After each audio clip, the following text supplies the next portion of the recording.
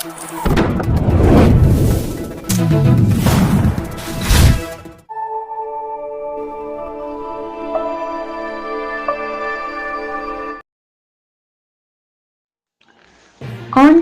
அருகே அருள்மிகு வெற்றி விநாயகர் கோவிலின் கும்பாபிஷேகம் வெகு விமரிசையாக நடைபெற்றது. திரளான பக்தர்கள் பங்கேற்பு. அரியலூர் மாவட்டம் ஆண்டிமடம் அருகே வல்லம் கிராமத்தில் அமைந்துள்ள பிரசித்தி பெற்ற அருள்மிகு வெற்றி விநாயகர் திருக்கோவில் புனரமைக்கப்பட்டுள்ளது. கும்பாபிஷேகத்தில் தொடக்கமாக சிவாச்சாரியார்கள் மந்திரங்கள் ஓதி கணபதி ஹோமத்துடன் யாகசாலா பூஜை நடைபெற்றது. இதனையடுத்து தொடர்ந்து நடைபெற்ற 2 கால வேள்வி பூஜைகள் முடிவற்ற பின்னர் யாகசாலையிலிருந்து கழகம் புறப்பட்டு கோவிலை சுற்றி வலம் வந்தது.